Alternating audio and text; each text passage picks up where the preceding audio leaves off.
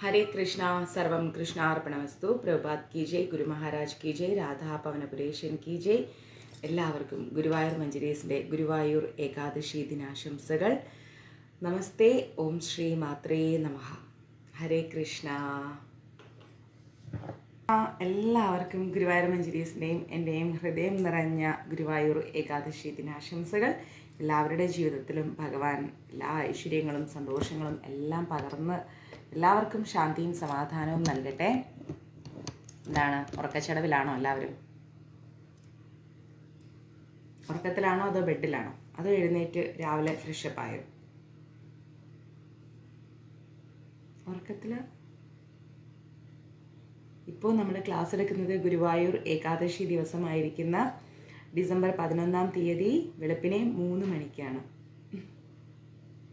വെളുപ്പിനെ 3 മണിക്കാണ് നമ്മുടെ ക്ലാസ്. ബ്രഹ്മമുഹൂർത്തത്തിൽ പ്രകൃതി ഉണരുന്നതിനേക്കാൾ മുൻപേ മനുഷ്യൻ ഉണരണം. അതൊരു ഭയങ്കര സന്തോഷമുള്ള കാര്യമാണ്. അതാണ് ഞാൻ പറയുന്നത്, ഈ സമയത്ത് നിങ്ങളെല്ലാവരും എഴുന്നേറ്റ് ജപിക്കണമെന്ന്. ഈ സമയത്ത് ഭയങ്കര ഏകാഗ്രതയാണ് ജപിക്കാൻ. ഈ സമയത്ത് ജപിക്കുമ്പോൾ നമുക്ക് നല്ല ഒരു സന്തോഷവും നല്ലൊരു എനർജിയും ഒക്കെയാണ്. എല്ലാവർക്കും എപ്പോഴും സാധിച്ചെന്ന് വരില്ല, എങ്കിലും വെളുപ്പിനത്തെ ക്ലാസ്സുകൾക്ക് നല്ല സുഖമാണ് എടുക്കാം. ചില സമയങ്ങളിൽ നേരത്തെയൊക്കെ വരികയാണെങ്കിൽ കുഴപ്പമില്ല. ലേറ്റായിട്ടൊക്കെ വന്ന് കിടക്കുമ്പോൾ എനിക്ക് രാവിലെ എഴുന്നേറ്റ് പൂജ തീർത്ത് വീണ്ടും കിടക്കാനാണ് സൗകര്യം. അങ്ങനെ ഈ സമയത്ത് ക്ലാസ് എടുക്കാറില്ല. ഈ സമയത്താണ് എൻ്റെ ജപവും ഒക്കെ വായനയും ഒക്കെ നടക്കുക. അതുകൊണ്ടാണ് ഞാൻ അധികം ഈ സമയത്ത് ക്ലാസ് എടുക്കാത്തത്. ബാക്കി സമയത്തെല്ലാം ഫോണും ക്ലാസ്സും അതും ഇതും യാത്രയൊക്കെ അല്ലേ. എങ്കിലും നമുക്ക് പറ്റുന്ന സമയത്തൊക്കെ എടുക്കാം. ഓക്കെ. നെറ്റ് സ്ലോ ആണോ? ആരുടെ? എൻ്റെയോ? എൻ്റേത് സ്ലോ ആൻ അങ്ങനെ വരാൻ വഴിയില്ലല്ലോ. നല്ല വൈഫൈ നന്നായിട്ടുണ്ടല്ലോ ഇവിടെ. നോക്കട്ടെ.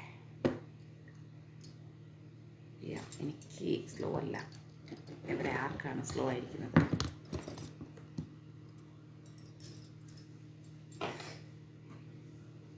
അപ്പോൾ ഇന്ന് എന്താണ് സ്പെഷ്യലായിട്ട് നമ്മൾ എടുക്കാൻ പോകുന്നത്? എന്തായിരിക്കും? എന്തെങ്കിലും ഐഡിയ ഉണ്ടോ? നമസ്തേ. എന്തെങ്കിലും ഐഡിയ ഉണ്ടോ? ഇന്ന് നമ്മൾ സ്പെഷ്യലായിട്ട് എന്തെടുക്കാൻ പോകുന്നു, എന്ത് പഠിക്കാൻ പോകുന്നു ഈ ഗുരുവായൂർ ഏകാദശി ദിവസം? ഞാൻ ശരിക്കും പറഞ്ഞാൽ ഇന്ന് സ്റ്റാർട്ട് ചെയ്യാമെന്ന് വിചാരിച്ചത് ശ്രീമദ് ഭാഗവതമാണ്. പക്ഷെ വേണ്ട. കാരണം ഇപ്പോൾ ഭാഗവതം എടുത്താൽ നിങ്ങൾക്ക് ബോറടിക്കും. എന്താണെന്ന് വെച്ച് കഴിഞ്ഞാൽ നമ്മൾ വേറെ ഒരു ഭാഗവതം ക്ലാസ് പോലെയല്ല എടുക്കുക. നമുക്ക് എന്താ പറയുക, ശുകദേവ് ഗോസ്വാമി ആരാണ്, പരീക്ഷിത് മഹാരാജാവ് ആരാണ്, ഇതെല്ലാം ആധികാരികമായി പഠിക്കണം. പഠിച്ചിട്ട് നമ്മൾ ക്ലാസ് എടുക്കണം. അപ്പോൾ ഒരു പ്രത്യേക രസമാണ്. അല്ലാതെ അവിടെയും ഇവിടെയും തൊട്ട് കഴിഞ്ഞാൽ നിങ്ങൾക്കത് മനസ്സിലാവില്ല. അതുകൊണ്ട് ഞാൻ ഓർത്തു വേണ്ട, ഭാഗവതം അവിടെ ഇരിക്കട്ടെ. ഭാഗവതം തുടങ്ങാറായിട്ടില്ല, മഹാഭാരതം ഒന്ന് തീരാറാവട്ടെ എന്ന്. നാരായണീയമല്ല, ഗീതയല്ല. തുടങ്ങാം നമുക്ക് ക്ലാസ്. ആദ്യമായിട്ട് നമ്മുടെ ഗുരുപരമ്പരയെയും അതുപോലെ നരനാരായണന്മാരെയും സരസ്വതീ ദേവിയെയും വൈഷ്ണവ വംശജനായിരിക്കുന്ന ശ്രീ വേദവ്യാസ മഹർഷിയെയും വന്ദിച്ചുകൊണ്ട് നമ്മൾ ഇന്ന് ഗുരുവായൂർ മഞ്ജരീസിലൂടെ വ്യത്യസ്തമായിരിക്കുന്ന ഒരു ഗ്രന്ഥത്തിലേക്ക് പോകുന്നു. എന്തായിരിക്കും? എന്തെങ്കിലും ഐഡിയ? നിങ്ങൾ ഉറങ്ങിപ്പോകാതിരിക്കാൻ വേണ്ടിയിട്ടാണ് കേട്ടോ. എന്തെങ്കിലും ഐഡിയ? ഇല്ല, ആർക്കും അറിയില്ല. നമ്മൾ മഞ്ജരീസിലൂടെ ഗർഗഭാഗവതം കേൾക്കാൻ പോകുന്നു. ഹാപ്പിയാണോ? വ്യത്യസ്തമായിരിക്കുന്ന ഗർഗഭാഗവതം, വളരെ ഡീറ്റെയിൽ ആയിട്ടുള്ളൊരു ഗർഗഭാഗവതം. ഓക്കെ. ഒരിക്കൽ യോഗഭാസ്കരനായിരിക്കുന്ന, ആ വേർഡ് പ്രത്യേകം ശ്രദ്ധിക്കുക, യോഗഭാസ്കരനും മഹാവിജ്ഞാനിയുമായിരിക്കുന്ന ഗർഗ മഹർഷി ശൗനകമുനിയെ ദർശിക്കാൻ വേണ്ടിയിട്ട് നൈമിഷാരണ്യത്തിൽ വന്നു. ആര് വന്നു? ഗർഗ മഹർഷി ശൗനകമുനിയെ ദർശിക്കാൻ വേണ്ടി നൈമിഷാരണ്യത്തിൽ വന്നു. No idea. ഇപ്പോഴും ഐഡിയ കിട്ടിയില്ല. അപ്പോൾ ശൗനകമുനി എന്ത് ചെയ്തു? ഗർഗമുനിയെ കണ്ട ഉടനെ എഴുന്നേറ്റ് അദ്ദേഹത്തിൻ്റെ പാദങ്ങളെല്ലാം വന്ദിച്ച് ആശീർവാദമൊക്കെ വാങ്ങി നല്ല ഔപചാരികമായിട്ട് സ്വീകരിച്ചിരുത്തി. എന്നിട്ടോ അദ്ദേഹത്തിനോട് പറഞ്ഞു, എൻ്റെ മനസ്സിൽ ഇങ്ങനെ ഭഗവാനെ കുറിച്ച് കുറേ കാര്യങ്ങൾ അറിയണമെന്നുണ്ട്, അദ്ദേഹത്തിൻ്റെ അവതാരങ്ങളെ പറ്റിയൊക്കെ ഒരുപാട് സംശയങ്ങളുണ്ട്, നമസ്കാരം ഒമ്മനക്കുട്ട, അതൊക്കെ എനിക്ക് പറഞ്ഞു തരണം എന്ന് പറഞ്ഞു. അപ്പോഴോ ഗർഗ മഹർഷി ശൗനക മുനിയുടെ ഈ ചോദ്യം കേട്ടപ്പം വളരെയധികം സന്തോഷിച്ചു. അവിടെയാണ് എന്ത് തുടങ്ങുന്നത്? ഗർഗഭാഗവതം തുടങ്ങുന്നത്.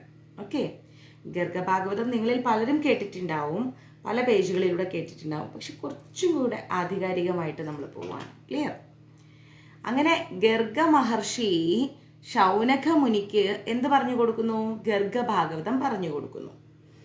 അപ്പോൾ ഭഗവാന്റെ ഗുണങ്ങളെ പറ്റിയും ഭഗവാന്റെ അവതാരങ്ങളെ പറ്റിയൊക്കെ ആദ്യം അദ്ദേഹം പറഞ്ഞു കൊടുക്കുന്നത് എന്താ അറിയോ? ഭഗവാന്റെ ഗുണങ്ങളെ പറ്റിയും ഭഗവാന്റെ അവതാരങ്ങളെ പറ്റിയൊക്കെ പറയുകയും കേൾക്കുകയും ചെയ്യുന്നത് തന്നെ സമസ്ത അപരാധങ്ങളും ഇല്ലാതാക്കുമെന്ന്, സമസ്ത പാപങ്ങളും ഇല്ലാതാക്കും. പല പാപങ്ങൾ നമ്മൾ ചെയ്തു പോയതുകൊണ്ടാണ് നമ്മൾ ഈ ജീവിതത്തിൽ ദുരിതം അനുഭവിക്കുന്നത്, അല്ലേ? അപ്പം അങ്ങനെയുള്ള സമസ്ത പാപങ്ങളും സമസ്ത ദുരിതങ്ങളും നമ്മുടെ ജീവിതത്തിൽ നിന്ന് മാറിക്കിട്ടുമെന്ന് പറഞ്ഞു. അപ്പോൾ ഈ ഏകാദശി ദിവസം, അതും ഗുരുവായൂർ ഏകാദശി ദിവസം, ഈ ബ്രഹ്മമുഹൂർത്തത്തിൽ നേരിട്ട് ലൈവായിട്ട് ഈ ഗർഗഭാഗവതം കേൾക്കുന്നവരുടെ സുഹൃതത്തെക്കുറിച്ച് ഒന്ന് ആലോചിച്ച് നോക്കൂ. നിങ്ങൾ നിസാരന്മാരല്ല. അതുകൊണ്ടാണ് ഇന്നലെ രാത്രി എടുത്ത ക്ലാസ്സിൽ ഇന്ന് രാവിലെ എന്താണ് നമ്മൾ എടുക്കാൻ പോകുന്നത് എന്ന് ഞാൻ സീക്രട്ടാക്കി വെച്ചത്. അങ്ങനെ അദ്ദേഹം പറഞ്ഞു കൊടുക്കുകയാണ് ഗർഗഭാഗവതത്തെക്കുറിച്ച്. അപ്പോൾ അതിന് ആസ്പദമായിട്ട് ഒരു കഥ എടുക്കുന്നുണ്ട്. പണ്ട് മിഥിലാപുരിയിൽ ഒരു രാജാവ് ഉണ്ടായിരുന്നു. അദ്ദേഹത്തിൻ്റെ പേരെന്താണ്? വളരെ പ്രതാപിയായിരിക്കുന്ന ആ രാജാവിൻ്റെ പേരാണ് ബഹുലാശ്വൻ. എന്താണ്? ബഹുലാശ്വൻ എന്ന് പറയുന്ന ഒരു രാജാവ്. അപ്പോൾ ആ രാജാവ് പറഞ്ഞു, അദ്ദേഹം വളരെ ശാന്തനാണ്, കൃഷ്ണഭക്തനാണ്, അഹങ്കാരമില്ലാത്ത ഒരു വ്യക്തിത്വമാണ്. ഒരിക്കൽ നാരദമുനി അവിടെ എത്തിച്ചേർന്നപ്പോൾ, നമ്മുടെ മിഥിലാപുരിയിൽ എത്തിച്ചേർന്നപ്പോൾ, ഈ ബഹുലാശ്വൻ എന്ന് പറയുന്ന രാജാവ് എന്ത് ചെയ്തു? നാരദമുനിയെ വളരെ സ്നേഹത്തോടു കൂടി സ്വീകരിച്ചിരുത്തിയിട്ട് പറഞ്ഞു, ഉൽപ്പത്തിയില്ലാത്തവനും, അതായത് ജനനമില്ലാത്തവനും, പ്രകൃതിക്ക് അതീതനും, പ്രകൃതിയേക്കാളൊക്കെ എത്രയോ മുകളിൽ ഇരിക്കുന്നവനും, അന്ധരാമിയുമായിരിക്കുന്ന, എല്ലാവരുടെയും അന്ധരംഗത്തിൽ കുടികൊള്ളുന്നവനായിരിക്കുന്ന ശ്രീകൃഷ്ണ ഭഗവാൻ. ആരാണ്? ശ്രീകൃഷ്ണ ഭഗവാൻ. അദ്ദേഹത്തിൻ്റെ സച്ചിദാനന്ദ സ്വരൂപം ഉപേക്ഷിച്ചിട്ട് എപ്പോഴെങ്കിലും ഭൗതിക ശരീരം സ്വീകരിക്കുമോ എന്ന് ചോദിച്ചു. ആര് ചോദിച്ചു? ബഹുലാശ്വൻ നാരദമുനിയോട് ചോദിച്ചു. അപ്പൊ പറഞ്ഞു, സാധു സംരക്ഷണത്തിനായിട്ട്, ഇപ്പോൾ കുറേ നന്മ ചെയ്തിട്ട് തിന്മ അനുഭവിക്കുന്ന ആൾക്കാരുണ്ടല്ലേ, അപ്പം അങ്ങനെയുള്ളവരുടെ സംരക്ഷണത്തിനായിട്ട്, ആരോരുമില്ലാത്തവരുടെ സംരക്ഷണത്തിനായിട്ട് ഭഗവാൻ പല അവതാരങ്ങൾ സ്വീകരിക്കുമെങ്കിലും ഒരിക്കലും അദ്ദേഹത്തിൻ്റെ സച്ചിദാനന്ദ സ്വരൂപമായിരിക്കുന്ന ആ രൂപം വിട്ടിട്ട് ഭൗതിക രൂപമായിരിക്കുന്ന ഒരു രൂപം സ്വീകരിച്ചിട്ട് ഒരിക്കലും ഇല്ലാതെ ആവില്ല എന്ന് പറഞ്ഞു കൊടുക്കുന്നു. ഒരിക്കലും അദ്ദേഹം ഭൗതികമായിരിക്കുന്ന ഒരു ശരീരത്തിലെയല്ല കൂടുതൽ ആശ്രയിക്കുന്നതും കോൺസെൻട്രേറ്റ് ചെയ്യുന്നതും. അദ്ദേഹത്തിൻ്റെ സച്ചിദാനന്ദ രൂപം വിട്ട് ഒരിക്കലും ഒരു കളി കളിക്കില്ല എന്ന് പറയുന്നു. അതിന് നമുക്ക് വളരെയധികം ഇപ്പോൾ ഈ ഭൗതിക ശരീരം അല്ലെങ്കിൽ സച്ചിദാനന്ദ സ്വരൂപം, അത് നമുക്ക് കുറച്ച് കൺഫ്യൂഷൻ ഉണ്ടാക്കും. അതിനൊരു സിമ്പിളായിട്ടൊരു ആൻസർ ഞാൻ പറഞ്ഞു തരാം. ഇപ്പോൾ പെട്ടെന്ന് ഞാൻ നിങ്ങളോടൊരു നടൻ്റെ പേര് പറയുന്നു. നടൻ എന്ന് പറയുമ്പോൾ മലയാളത്തിലെ തന്നെ ഏറ്റവും വലിയൊരു നടൻ എന്ന് പറയുമ്പോൾ കുറച്ച് പേരുടെ ഹൃദയത്തിലെങ്കിലും ലാലേട്ടൻ എന്ന് ഓർമ്മ വന്നിട്ടുണ്ടാവും. നമുക്ക് ഫാൻസ് ഉണ്ട് എങ്കിലും ലാലേട്ടൻ എന്നൊരു പേര് ഓർമ്മ വന്നിട്ടുണ്ടാവും, ഇല്ലേ? ഇപ്പോൾ നിങ്ങൾക്ക് ലാലേട്ടൻ്റെ റിയൽ ക്യാരക്ടർ, കംപ്ലീറ്റ് ആയിട്ടുള്ള ക്യാരക്ടർ നിങ്ങൾക്കറിയോ? അദ്ദേഹത്തിൻ്റെ ഭാര്യയ്ക്കും മക്കൾക്കും അറിയുന്ന അത്രയും ലാലേട്ടൻ്റെ കംപ്ലീറ്റ് സ്വഭാവം നിങ്ങൾക്കറിയുമോ? കൂടെ ജോലി ചെയ്യുന്നവർക്കും പോലും മനസ്സിലാക്കാൻ പറ്റില്ല. കാരണം വീട്ടിനുള്ളിലെ വ്യക്തിത്വമല്ല പുറത്തുണ്ടാവുന്നത്, അല്ലേ? അപ്പോൾ ലാലേട്ടൻ എന്ന് പറയുമ്പോൾ എല്ലാവരാലും ഇഷ്ടപ്പെടുന്ന, എല്ലാവർക്കും ഇഷ്ടമുള്ള, സ്പന്ദനമായിരിക്കുന്ന ഒരു ഉയർന്ന വ്യക്തിത്വം. അദ്ദേഹത്തിൻ്റെ റിയൽ സ്വഭാവം എത്ര പേർക്കറിയാം? എന്താണ് അദ്ദേഹത്തിൻ്റെ ദിനചര്യകൾ, എന്താണ് അദ്ദേഹത്തിൻ്റെ ചിന്തകൾ, അദ്ദേഹം എങ്ങനെ പെരുമാറും എന്നുള്ളത് നമുക്കറിയാൻ പറ്റും? ഇല്ല. പക്ഷേ നമ്മൾ ലാലേട്ടനെ കാണുമ്പോൾ അദ്ദേഹം ചെയ്ത കഥാപാത്രങ്ങളിലൂടെയാണ് നമുക്ക് ഓർമ്മ വരിക, അല്ലേ? അദ്ദേഹത്തെ കാണുമ്പോൾ പെട്ടെന്ന് നമുക്ക് എന്താ പറയുക, നരസിംഹം, താണ്ഡവം, പവിത്രം, കമലദളം, ആലോചിച്ച് നോക്കൂ. അങ്ങനെ അദ്ദേഹം ചെയ്ത് അനശ്വരമാക്കിയിരിക്കുന്ന ഒരുപാട് ഒരുപാട് കഥാപാത്രങ്ങൾ. കിരീടം, സ്ഫടികം, മിന്നാരം, എത്ര എത്ര കഥാപാത്രം, രാജാവിൻ്റെ മകൻ, ഇങ്ങനെ നമ്മൾ ഇഷ്ടപ്പെട്ട പല പല കഥാപാത്രങ്ങളിലൂടെ കടന്നു വന്ന ആ വ്യക്തിത്വത്തെയാണ് നമുക്ക് ഓർമ്മ വരിക. എന്നാൽ സ്ഥായിയായിരിക്കുന്ന സാക്ഷാൽ പത്മശ്രീ ഭരത് മോഹൻലാൽ എന്ന് പറയുന്ന വ്യക്തിത്വത്തിൻ്റെ സ്ഥായിയായിരിക്കുന്ന സ്വഭാവം നമുക്ക് അറിഞ്ഞുകൂടാ. അദ്ദേഹം ഒരിക്കലും ആ സ്ഥായിയായിരിക്കുന്ന സ്വഭാവം വിട്ട് ഒരു കഥാപാത്രത്തെ പോലെയും ജീവിക്കില്ല, അല്ലേ? ആലോചിച്ചു, ഒരുപാട് കഥാപാത്രങ്ങൾ ചെയ്തെങ്കിലും ആ സ്ഥിരമായ ആ ഒരു കഥാപാത്രമായിട്ട് അദ്ദേഹം ജീവിക്കില്ല. അദ്ദേഹത്തിന് അദ്ദേഹത്തിൻ്റെതായ ഒരു ബേസ്മെന്റ് ക്യാരക്ടറുണ്ട്. അപ്പം അതേപോലെ ഭഗവാന്റെ സച്ചിദാനന്ദ സ്വരൂപം വിട്ടിട്ട് ഒരിക്കലും മറ്റൊരു രീതിയിൽ ഭൗതികതയിലേക്ക് ഭഗവാൻ പോകില്ല. അതാണ് നമ്മൾ മനസ്സിലാക്കേണ്ടത്. ഓക്കെ, അപ്പോൾ നാരദമുനി പറഞ്ഞു കൊടുത്തതാണ്. ഒരിക്കലും അദ്ദേഹത്തിൻ്റെ സച്ചിദാനന്ദ സ്വരൂപം ഉപേക്ഷിച്ചിട്ട് അദ്ദേഹം ഒരിക്കലും കേവലം ഒരു മനുഷ്യനെ പോലെ ആയിത്തീരില്ല എന്നാണ് നാരദമുനി പറഞ്ഞു കൊടുക്കുന്നത്. ക്ലിയർ ആയോ? ഇപ്പം സച്ചിദാനന്ദ രൂപവും അദ്ദേഹത്തിൻ്റെ ഭൗതിക രൂപത്തെ കുറിച്ച് പറയുമ്പോൾ ആ എക്സാമ്പിൾ നമുക്ക് കറക്റ്റ് ചെയ്ത് തരുന്നുണ്ടോ? സാധു സംരക്ഷണത്തിനായിട്ട്, പാവപ്പെട്ടവരെ സംരക്ഷിക്കാൻ വേണ്ടി ഭഗവാൻ, ഞാൻ നിങ്ങളെ വേഗം വിട്ടുതരാം കേട്ടോ, കുറച്ച് പേർക്കെങ്കിലും കിടന്നുറങ്ങേണ്ടി വരും, ജോലിക്ക് പോകാനുള്ളവരൊക്കെ ഉണ്ടാവും, വേഗം ക്ലാസ് വൈൻഡപ്പ് ചെയ്തരാം. സാധു സംരക്ഷണത്തിനായിട്ട് ഭഗവാൻ അംശാംശം, ശ്രദ്ധിച്ച് കേൾക്കണേ, അംശാംശം, അംശം, ശക്ത്യാവേശം, കല, പൂർണ്ണം, പരിപൂർണതമം, അങ്ങനെ ആറ് വിധം അവതാരങ്ങൾ ഭഗവാൻ സ്വീകരിക്കുന്നുണ്ട്. എന്തൊക്കെയാണ്? അംശാംശം, അംശം, ശക്ത്യാവേശം, കല, പൂർണ്ണം, പരിപൂർണതമം. അങ്ങനെ സാധു സംരക്ഷണത്തിന് വേണ്ടിയിട്ട് ഭഗവാൻ 6 രീതിയിലുള്ള അവതാരങ്ങൾ സ്വീകരിക്കുന്നുണ്ട്. ശ്രീകൃഷ്ണ ഭഗവാനാണ് അദ്ദേഹത്തിൻ്റെ പൂർണ്ണമായിരിക്കുന്ന തമം. അതായത് ഭഗവാൻ കൃഷ്ണന്റെ അവതാരമാണ് ഭഗവാന്റെ പൂർണ്ണതമം. ബാക്കിയൊക്കെ എന്താണ്? അദ്ദേഹം സാധു സംരക്ഷണത്തിന് വേണ്ടിയിട്ട് എടുക്കുന്ന ഓരോരോ രൂപങ്ങളാണ്. ഇത് ആര് പറഞ്ഞു കൊടുക്കുന്നു? നാരദമുനി പറഞ്ഞു കൊടുക്കുന്നു. മരീചി മുതലായിട്ടുള്ള ആളുകൾ, മരീചിയൊക്കെ അറിയില്ല, അതൊക്കെ അറിയാത്തവരുണ്ടെങ്കിൽ ഒന്നും ടെൻഷൻ വേണ്ട, മുന്നോട്ട് പഠിപ്പിച്ചിടാം. മരീചിയെ പോലുള്ളവരൊക്കെ അംശാംശമാണ്. കപിലൻ, കൂർമ്മം എന്ന് പറയുന്നത് കലാവതാരങ്ങളാണ്. പരശുരാമൻ ശക്ത്യാവേശ അവതാരമാണ്. നരസിംഹം, ശ്രീമാൻ, ശ്രീഹരി, ശ്രീ മഹാവിഷ്ണു, യജ്ഞനാരായണൻ, ഇവരൊക്കെ എന്താണ്? പൂർണ്ണമായിരിക്കുന്ന അവതാരങ്ങളാണ്. പിന്നെയോ ശ്രീകൃഷ്ണൻ എന്ന് പറയുന്നത് പരിപൂർണതയുള്ള അവതാരമാണ്. ഒരുപാട് ബ്രഹ്മാണ്ഡങ്ങൾക്ക് അധിപതിയാണ് ആര്? നമ്മുടെ ഭഗവാൻ കൃഷ്ണൻ. അദ്ദേഹം എവിടെ താമസിക്കുന്നു? ഗോലോക വൃന്ദാവനത്തിൽ, വൈകുണ്ഠത്തിൻ്റെയും മുകളിലുള്ള ഗോലോക വൃന്ദാവനത്തിലാണ് ഭഗവാൻ കൃഷ്ണൻ താമസിക്കുന്നത്. സൃഷ്ടിയാദി കർമ്മങ്ങൾ ചെയ്യുന്ന അംശാവതാരമായിരിക്കുന്ന, സൃഷ്ടിയും അങ്ങനെയുള്ള കർമ്മങ്ങളൊക്കെ ചെയ്യുന്ന അംശാവതാരമായിരിക്കുന്ന ബ്രഹ്മാദികളെ, ബ്രഹ്മദേവനെ സഹായിക്കുന്ന തരത്തിലുള്ള അവതാരങ്ങളെയാണ് അംശാവതാരങ്ങൾ എന്ന് പറയുന്നത്. ഒരു സൃഷ്ടി കർത്തവ്യത്തിന് വേണ്ടിയിട്ട് ബ്രഹ്മദേവനെ സഹായിക്കാൻ വരുന്ന അവതാരങ്ങളെയാണ് അംശാവതാരങ്ങൾ എന്ന് പറയുന്നത്. ഓക്കെ, ഭഗവാൻ ആരുടെ ഉള്ളിലാണോ കയറിയിട്ട് അദ്ദേഹം ഉദ്ദിഷ്ട കാര്യങ്ങൾ ചെയ്യുന്നത് അവരെയാണ് ആവേശ അവതാരങ്ങൾ എന്ന് പറയുന്നത്. മനസ്സിലായില്ല? ആരെങ്കിലുമൊക്കെ ഉള്ളിൽ കയറിയിട്ട് ഭഗവാൻ പ്രവർത്തിക്കും, അതാണ് ആവേശ അവതാരങ്ങൾ എന്ന് പറയുന്നത്. യുഗങ്ങൾ തോറും അവതരിക്കും ഭഗവാൻ, അല്ലേ? ഒരുപാട് യുഗങ്ങളിൽ ഭഗവാൻ അവതരിക്കുന്നുണ്ട്. എന്നിട്ടോ ധർമ്മം നിലനിർത്താണ് ഭഗവാൻ. ഓരോരോ യുഗങ്ങളിലും അവതരിച്ചിട്ട് ധർമ്മം നിലനിർത്താണ്. തിരോഭവിക്കുന്നവയാണ് കഥാവതാരങ്ങൾ. അതായത് ഉണ്ടെങ്കിലും വീണ്ടും അത് തിരിച്ച് റിട്ടേൺ പോകും. അങ്ങനെയുള്ളതാണ് എന്ത്? കഥാവതാരങ്ങൾ. വാസുദേവൻ, സംഘർഷണൻ, പ്രത്യുപ്നൻ, അനിരുദ്ധൻ എന്നിവരടങ്ങുന്ന ആ ഒരു അവതാരം ഉണ്ടല്ലോ, അതാണ് ചതുർവ്യൂഹം എന്ന് പറയുന്നത്. പരിപൂർണതമം എന്ന് പറഞ്ഞു കഴിഞ്ഞാൽ ഭഗവാൻ കൃഷ്ണൻ മാത്രമാണ്. കൃഷ്ണൻ ഒരു കാര്യത്തിന് വേണ്ടി അവതരിച്ചിട്ട് ഒരുപാട് കാര്യങ്ങൾ ചെയ്യും. ഓക്കെ, അപ്പോൾ നാരദമുനി എന്ത് ചെയ്തു? ഇത്രയും പറഞ്ഞു കേട്ടപ്പോൾ ബഹുലാശൻ എന്ന് പറയുന്ന രാജാവ് ഭക്തിയോടുകൂടി, അങ്ങ് ഭഗവാനെ കുറിച്ച് കേട്ടപ്പോൾ ഭക്തിയോടുകൂടി രോമാഞ്ച കുഞ്ചിതനായി എന്നാ പറയുന്നത്. നാരദനോട് പറഞ്ഞു, വീണ്ടും വീണ്ടും എനിക്ക് കൃഷ്ണന്റെ കഥകൾ പറഞ്ഞു തരൂ, ഞാൻ കേൾക്കട്ടെ കേൾക്കട്ടെ എന്ന് പറഞ്ഞു. എപ്പോഴാണ് ആ ഒരു ചൈതന്യ തിരുസ്വരൂപം എൻ്റെ കണ്ണിൽ എനിക്ക് കാണിക്കാനൊരു അവസരം ഭഗവാൻ നിശ്ചയിക്കുന്നത്?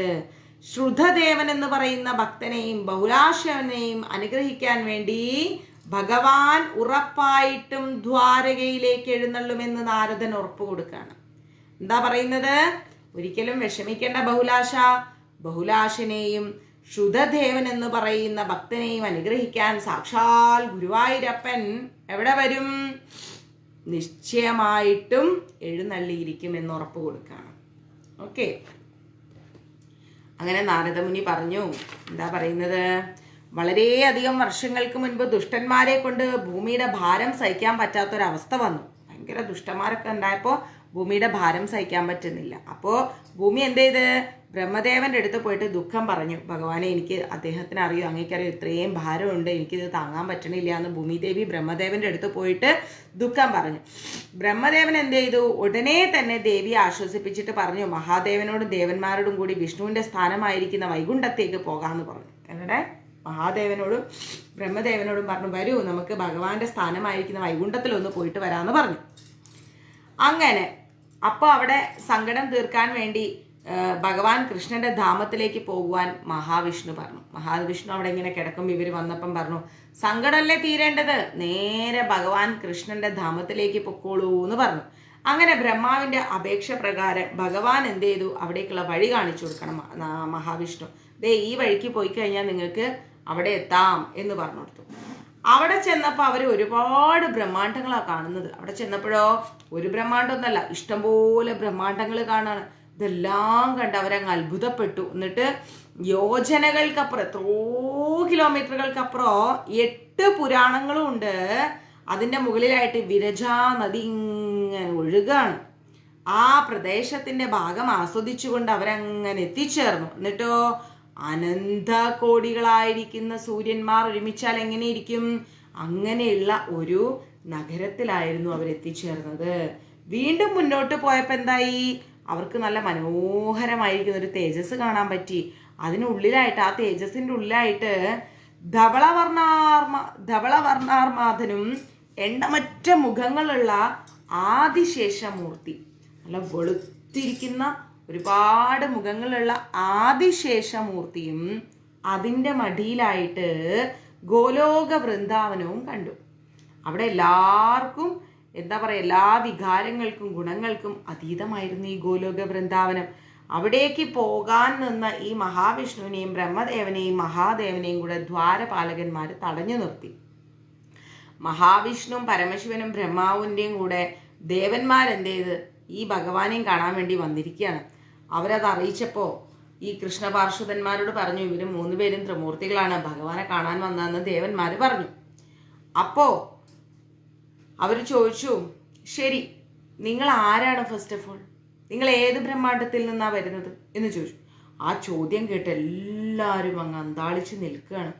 മഹാവിഷ്ണു എന്ത് ചെയ്ത്? ഭഗവാന്റെ പൃഷത് നിർഗർഭാവതാരവും വാമന അവതാരവും ഉണ്ടായത് ഏത് ബ്രഹ്മാണ്ടത്തിലാണോ അവിടെ നിന്നാണ് വരുന്നത് എന്ന് പറഞ്ഞു. എന്താ പറഞ്ഞത്? നേരെ നമ്മുടെ മഹാവിഷ്ണു പറയാണ്, ഭഗവാന്റെ പൃഷ്ണി ഗർഭാവതാരവും വാമന അവതാരവും ഉണ്ടായത് ഏത് ബ്രഹ്മാണ്ടത്തിലാണോ അവിടെ നിന്നാണ് ഞാൻ വരുന്നതെന്ന് പറഞ്ഞു. അത് കഴിഞ്ഞപ്പം ശതചന്ദ്രാനൻ എന്ന് പറയുന്ന കൃഷ്ണപാർഷദയുടെ അനുവാദ പ്രകാരം അവരെല്ലാവരും കൂടെ അകത്തേക്ക് പ്രവേശിച്ചു. ഒരു ഗേറ്റ് മാൻ എന്ന് വേണമെങ്കിൽ നമ്മുടെ ഇന്നത്തെ ഭാഷയിൽ പറയാം. ഒരു പാർഷദൻ പറഞ്ഞു, നിങ്ങൾ അകത്തേക്ക് കയറിക്കൊള്ളാൻ പറഞ്ഞു. അങ്ങനെ എല്ലാവരും കൂടെ അകത്തേക്ക് കയറി ഗോലോകധാമം സന്ദർശിച്ചു. അവർക്ക് ആ ഒരു ഭാഗ്യം കിട്ടിയില്ലേ? ഗോലോകധാമം അവർ സന്ദർശിച്ചു. അവിടെ അതിമനോഹരമായിരിക്കുന്നൊരു വൃന്ദാവനമുണ്ട്. ഭയങ്കര ഭംഗിയുള്ളൊരു വൃന്ദാവനവും അതിനടുത്തു കൂടെ പോകുന്ന യമുനാ നദിയും ഗോവർദ്ധന പർവ്വതവും എല്ലാം കണ്ട് ദേവന്മാർക്കൊക്കെ ഭയങ്കര സന്തോഷമായി, ഭയങ്കര വിസ്മയത്തിലായി അവരെല്ലാവരും. എന്നിട്ടോ യൗവനത്തോടു കൂടിയിരിക്കുന്ന പശുക്കുട്ടികള്, മനോഹരമായിരിക്കുന്ന കുറേ വൃക്ഷങ്ങള്, മധുരമായി ഇങ്ങനെ ചിലച്ചുകൊണ്ടിരിക്കുന്ന പക്ഷികള്, വിരിഞ്ഞു നിൽക്കുന്ന ദിവ്യ പുഷ്പങ്ങള്, അവയിൽ സഞ്ചരിക്കുന്ന വണ്ടുകള്, ചൂരല് ഓടക്കുഴല് ധരിച്ച ഗോപന്മാര് എന്നിങ്ങനെ അത്യത്ഭുതമായിരിക്കുന്ന നയനമനോഹരമായിരിക്കുന്ന കണ്ണുകൾക്ക് സന്തോഷം നൽകുന്ന കാഴ്ചകളെല്ലാം അവരവിടെ കണ്ടു. അങ്ങനെ ദേവന്മാർ ഇതെല്ലാം കണ്ടിങ്ങനെ ഞെട്ടി നിൽക്കുക. അവിടെ കണ്ട ദിവ്യമായിരിക്കുന്ന ഒരു നികുഞ്ചത്തിലേക്കാണ് അവർ പിന്നെ കടന്നു പോകുന്നത്. അവിടെ അപ്പോൾ അവർക്ക് കാണാൻ കഴിഞ്ഞത് 1000 ദളങ്ങളുള്ള ഒരു താമരപ്പൂണ്ട്. 1000 സഹസ്ര ദളപത്മം എന്നൊക്കെ പറഞ്ഞ പോലെ 1000 ദളങ്ങളുള്ള ഒരു താമരപ്പൂണ്ട്. അതിന് മുകളിലായിട്ട്, ഈ താമരപ്പൂവിന്റെ മുകളിലായിട്ട്, വേദിക് കോസ്മോളജിയിലേക്ക് കടക്കൂട്ടോ, ഈ താമരപ്പൂവിന്റെയും മുകളിലായിട്ട് 16 ദളങ്ങളും അതിനു മുകളിൽ 8 സൗധങ്ങളും ഉള്ള താമരപ്പൂക്കളും, അതിനെല്ലാം ഉപരിയായിട്ട് എന്തുണ്ട്? കൗസ്തുഭരത്നങ്ങളാൽ നിർമ്മിതമായിരിക്കുന്ന അത്യന്തം ശോഭനമായിരിക്കുന്ന ഒരു സിംഹാസനമുണ്ട്. ആ സിംഹാസനത്തിൽ ശ്രീ രാധികാ സമേതനായിട്ട് ആരിയ്ക്കുന്നു? നമ്മുടെ കൃഷ്ണൻ ഇരിക്കുന്നു. അപ്പോൾ ഭഗവാനെയും ഇവര് കാണുകയാണ്. ഗോപികമാരായ സഖികളോടും ഗോപന്മാരായവരോടും സ്നേഹിതന്മാരോടും എല്ലാവരോടും കൂടി എല്ലാവരും ഇങ്ങനെ വെൺചാമരൊക്കെ ഇങ്ങനെ വീശി കൊടുക്കുകയാണ്. വലത് കയ്യിൽ നല്ല ഓടക്കുഴലൊക്കെ പിടിച്ചിട്ടുണ്ട്. ചിരിച്ചുകൊണ്ട് സാക്ഷാൽ ഭഗവാൻ കൃഷ്ണനെ കണ്ട് അവർ ഒരുപാട് സന്തോഷത്തോടു കൂടി ശ്യാമവർണ ശ്യാമവർണ എന്നങ്ങ് വിളിച്ചു. എന്നിട്ടോ അവരുടെ മനോഹരമായിരിക്കുന്ന മഞ്ഞ പട്ടൊക്കെ കൊടുത്തോണ്ട് കഴുത്തിൽ വന്ന എന്താ പറയാ വനമാലയൊക്കെ അണിഞ്ഞിട്ട്, കാലിൽ നല്ല കിങ്ങിണിയൊക്കെ അണിഞ്ഞിട്ട്, കൈകളിൽ കൈവളകളൊക്കെ ഇട്ട്, ശ്രീവത്സ ചിഹ്നത്തോടു കൂടിയ ഭഗവാന്റെ മനോഹര രൂപം ദർശിച്ച് ദേവാദിദേവകൾ എന്താ ചെയ്തത്? അവരുടെ കണ്ണിൽ നിന്ന് ധാരധാരയായിട്ട് കണ്ണീരൊഴുകി. എന്നിട്ട് അവര് ഭഗവാനെ പ്രണമിച്ചു എന്നാണ് പറയുന്നത്. ക്ലിയർ? 3 അധ്യായത്തിൽ നമ്മൾ നിർത്തൂട്ടാ. ഇനി ഭഗവാൻ കൃഷ്ണനിലെ പൂർണ്ണ അവതാരങ്ങളിലേക്കാണ്. അത് 3-ാമത്തെ അധ്യായമാണേ. ഭഗവാന്റെ അവതാര തീരുമാനം എന്താന്ന് നോക്കാം. അങ്ങനെ എല്ലാവരും കാണുകയെ നല്ല അഷ്ടഭുജധാരിയായിരിക്കുന്ന, അഷ്ടഭുജങ്ങൾ 8 കൈകളുള്ള ധാരിയായിരിക്കുന്ന ശ്രീഹരി ഭഗവാൻ കൃഷ്ണനിലേക്കാണ് നമ്മുടെ മഹാവിഷ്ണു. എന്നിട്ടോ അതീവ തേജസ്വി ആയിരിക്കുന്ന നമ്മുടെ നരസിംഹമൂർത്തി അവിടെയുണ്ട്. അദ്ദേഹം എന്ത് ചെയ്തു? ഭഗവാനിലേക്ക് അദ്ദേഹവും ലയിച്ചു പോയി. പിന്നീട് ഒരുപാട് കൈകളോട് കൂടിയ ശ്വേതദീപതിയായിരിക്കുന്ന മഹാവിഷ്ണു മഹാലക്ഷ്മിയോടും ദിവ്യായുധങ്ങളോടും വെളുത്ത കുതിരകളെയും പൂട്ടിയ രഥത്തിൽ പ്രത്യക്ഷപ്പെട്ട് എല്ലാവരും കൃഷ്ണനിലേക്ക് ലയിച്ചു പോയി. അങ്ങനെ പിന്നാരെ വന്നു സീതാദേവി, ഭരതൻ തുടങ്ങിയ സഹോദരന്മാരും വാനരന്മാരും കോടി സൂര്യപ്രഭ കലർന്ന രഥത്തിൽ അവിടെ അങ്ങ് പ്രത്യക്ഷപ്പെട്ടു. എന്നിട്ടോ ശ്രീരാമസ്വാമി ഭഗവാൻ കൃഷ്ണനിൽ ലയിച്ചു. അവസാനായിട്ട് ചതുർബാഹുക്കളായിരിക്കുന്ന നരനാരായണ മൂർത്തികളും പ്രത്യക്ഷപ്പെട്ട് ഭഗവാനിലേക്ക് തന്നെ ലയിച്ചു. അത്ഭുതം എന്ന് പറയട്ടെ, ഇതെല്ലാം കണ്ട ദേവന്മാര് കൃഷ്ണൻ പരമദിവ്യോത്തമ പുരുഷനായിരിക്കുന്ന പരിപൂർണനാണെന്ന് ഈ ദേവന്മാരങ്ങ് തിരിച്ചറിഞ്ഞു. ഭഗവാനെ ഭക്തിപൂർവ്വം സ്തുതിച്ചുകൊണ്ട് നമ്മുടെ ദുഃഖത്തിന് ഒരു അറുതി ഉണ്ടാക്കി തരണേന്ന് ഭഗവാനോട് അവരങ്ങ് സാഷ്ടാംഗം പ്രാർത്ഥിച്ചു. അതിന് മറുപടിയായിട്ട് ഭഗവാൻ എന്താ ചെയ്തത്? യദുകുലത്തിൽ അവതരിച്ചിട്ട് ഭൂമിയുടെ ഭാരം തീർത്ത് ദുഃഖം ഒഴിവാക്കി തരാമെന്നും ദേവന്മാരും ദേവിമാരും തൻ്റെ നിർദ്ദേശാനുസരണം ഭൂമിയിൽ ജനിക്കണമെന്നും പറഞ്ഞു. വേണമെങ്കിൽ നിങ്ങളുടെ ഈ പ്രശ്നങ്ങളൊക്കെ ഞാൻ തീർത്തരാം, പക്ഷെ ദേവന്മാരും ദേവിമാരും ഞാൻ പറയുന്നത് കേട്ട് ഭൂമിയിൽ ജനിക്കണം എന്ന് പറഞ്ഞു. ഭഗവാന്റെ ഈ വാക്ക് കേട്ടപ്പോൾ രാധാദേവിക്ക് തനിക്ക് ഭഗവാനെ പിരിയേണ്ടി വരുമല്ലോ എന്നുള്ളൊരു പേടി വന്നു. അങ്ങനെ സംഭവിച്ചാൽ ഈ ശരീരം കർപ്പൂരം പോലെ പൊടിയാകി പോകുമെന്ന് ഭഗവാനോട് പറഞ്ഞു. അങ്ങനെ ഉപേക്ഷിച്ച് പോവല്ലേ, ഞാൻ അങ്ങ് പോയി കഴിഞ്ഞാൽ എൻ്റെ ഈ ശരീരം കർപ്പൂരം പോലെ പൊടിയായി പോകുന്നു ശ്രീമതി രാധാറാണി കൃഷ്ണനോട് പറയാണ്. എന്നാൽ എന്ത് പറഞ്ഞു കൃഷ്ണൻ? നീ വിഷമിക്കേണ്ട രാധേ, ഞാൻ പോകുമ്പോൾ നിന്നെയും കൊണ്ടേ പോകൂ എന്നങ്ങ് ആശ്വസിപ്പിച്ചു. അങ്ങനെ വൃന്ദാവനവും യമുനയും ഗോവർദ്ധനവും ഇല്ലാത്തൊരു സ്ഥലത്ത് എനിക്ക് ഒരു സമാധാനവും കിട്ടില്ല, ഭഗവാൻ പറയാണ്. അപ്പൊ രാധ പറഞ്ഞു. അത് കേട്ട ഭഗവാൻ എന്താ ചെയ്തത്? ശ്രീമതി രാധാറാണിക്ക് വേണ്ടി 84 ദിവ്യ കോശ സ്ഥലവും ഗോവർദ്ധനവും യമുനാദേവി എല്ലാം ഭൂമിയിലേക്ക് അയച്ചു. നമ്മളിപ്പോൾ കാണുന്ന വൃന്ദാവനത്തിലെ യമുനാദേവിയെയും എല്ലാവരെയും അദ്ദേഹം ഭൂമിയിലേക്ക് അയച്ചു. ആ സമയത്ത് ഭഗവാനെ സ്തുതിച്ചുകൊണ്ട് ബ്രഹ്മദേവൻ ചോദിച്ച ഒരു ചോദ്യത്തിന് ഉത്തരമായിട്ട് വസുദേവരുടെയും ദേവകിയുടെയും മകനായി തൻ്റെ അംശമായിരിക്കുന്ന ശേഷൻ രോഹിണിയുടെ മകനായിട്ട് അവതരിക്കുന്നുണ്ടെന്ന് പറഞ്ഞു. എന്താ പറഞ്ഞത്?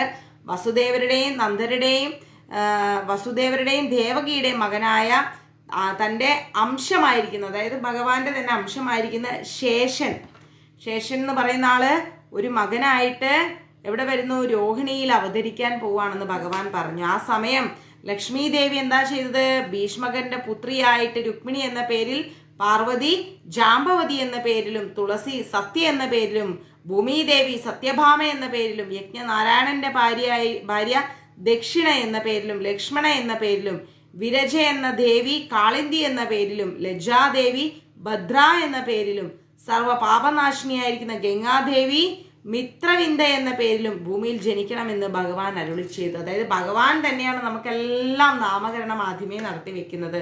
ഇവരാണ് ഭഗവാന്റെ 8 പത്നിമാരെന്ന് പറയുന്നത്, കൃഷ്ണ പത്നിമാർ. ആരൊക്കെയാണ്? ശേഷൻ ആരുടെ മകനായിട്ടാണ് ജനിക്കുന്നത്? രോഹിണിയുടെയും നമ്മുടെ വസുദേവരുടെയും. ആ സമയത്ത് ലക്ഷ്മി ദേവി ആരുടെ മകളായി ജനിക്കും? ഭീഷ്മകന്റെ പുത്രിയായിട്ട് ജനിക്കും. രുക്മിണി ദേവിയുടെ പേരിലും, പാർവതി ജാമ്പവതി എന്ന പേരിലും, തുളസി സത്യ എന്ന പേരിലും, ഭൂമിദേവി സത്യഭാമ എന്ന പേരിലും, യജ്ഞനാരായണന്റെ പത്നിയായിരിക്കുന്ന ദക്ഷിണ ലക്ഷ്മണ എന്ന പേരിലും, വിരജ എന്ന ദേവിയോ കാളിന്തി എന്ന പേരിലും, ലജ്ജാദേവിയോ ഭദ്ര എന്ന പേരിലും സർവ പാപത്തിൽ നിന്നും മോചിപ്പിക്കപ്പെട്ട് സന്തോഷത്തോടുകൂടി ഇവരിവിടെ വരികയാണ്, ഭൂമിയിലേക്ക് വരികയാണ്. ഇവരാണ് ഭഗവാന്റെ കൃഷ്ണന്റെ 8 പത്നിമാരെന്ന് പറയുന്നത്. കൂടാതെ കാമദേവൻ എന്ത് ചെയ്തു? രുക്മിണിയുടെ മകനായിട്ട് പ്രത്യുപ്നൻ എന്ന പേരിലാണ് ജനിക്കുന്നത്. ബ്രഹ്മാവോ പ്രത്യുപ്നന്റെ മകനായിട്ട് അനിരുദ്ധൻ എന്ന പേരിൽ ജനിക്കുന്നു പറഞ്ഞു. ദ്രോണൻ വൃന്ദാവനത്തിൽ നന്ദഗോപനെയും ദ്രോണപത്നിയായിരിക്കുന്ന ധരാദേവിയെയും യശോദയായും ജനിക്കുന്നു പറഞ്ഞു. സുചന്ദ്രനും ഭാര്യയായിരിക്കുന്ന കലാപതിയും യഥാക്രമം വൃഷഭാനു എന്ന ഗോപനായും ഭാര്യയായിരിക്കുന്ന കീർത്തിയുമായിട്ട് ജനിക്കുന്നു പറഞ്ഞു. രാധാദേവി അവരുടെ മകളായി അതേ പേരിൽ അവതരിക്കും എന്നിങ്ങനെയൊക്കെ ബ്രഹ്മദേവനോട് ആര് പറഞ്ഞു? ഭഗവാൻ കൃഷ്ണൻ പറഞ്ഞു. ഓക്കെ, 10 മിനിറ്റ് ക്ലാസ് എടുക്കാൻ ഓർത്ത് വന്നതാണ്. എനിക്കിനി കുറച്ച് വിഷ്ണു സഹസ്രനാമങ്ങളൊക്കെ ജപിക്കാനുണ്ട്, നമ്മുടെ ലളിത സഹസ്രനാമങ്ങളെ കുറച്ച് ജപിക്കാനുണ്ട്, പൂജ ചെയ്യാനുണ്ട്. ഒരു 10 മിനിറ്റ് നിങ്ങൾക്ക് ഇന്ന് ഏകാദശി ആയതുകൊണ്ട് ക്ലാസ് എടുക്കാമെന്ന് കരുതിയതാണ്. 3 മണിക്കാണ് നമ്മൾ ക്ലാസ് തുടങ്ങിയത്, അരമണിക്കൂർ എടുത്തു. സന്തോഷമല്ലേ? കൂടുതൽ ഈ സമയത്തെ ക്ലാസ് നീട്ടിക്കൊണ്ടുപോകേണ്ട 2 കാര്യങ്ങളുണ്ട്. എനിക്ക് സ്വസ്ഥമായിട്ട് എന്ത് ചെയ്യാൻ പറ്റില്ല? ജപിക്കാൻ പറ്റില്ല. 2, ഒരുപാട് പേർക്ക് എന്തുണ്ട്? വീട്ടിലെ ജോലി കാര്യങ്ങളൊക്കെ ഉണ്ട്. കുറച്ച് പേര് ഉറക്കത്തിൽ തന്നെയായിരിക്കും. അപ്പോൾ ടേക്ക് റെസ്റ്റ് ടൈറ്റ്ലി. രാവിലെ നമുക്ക് ക്ലാസ് എടുക്കാം. ഓക്കെ, രാവിലെ സാധിച്ചാൽ എന്തായാലും എടുക്കാം, ഇല്ലെങ്കിൽ പിന്നെ ഒന്ന് എക്സ്ക്യൂസ് ചെയ്തോളൂ, കാരണം ഏകാദശിയല്ലേ. അപ്പോൾ എല്ലാവർക്കും എൻ്റെ ഹൃദയം നിറഞ്ഞ ഗുരുവായൂർ ഏകാദശി ആശംസകൾ. ഗർഗഭാഗവതത്തിലെ 3 അധ്യായങ്ങൾ കഴിഞ്ഞു. വളരെ കുറച്ച് അധ്യായങ്ങൾ ഗർഗഭാഗവതത്തിൽ. ഓക്കെ, പറഞ്ഞുതരത്തിലൊന്നുണ്ടോ?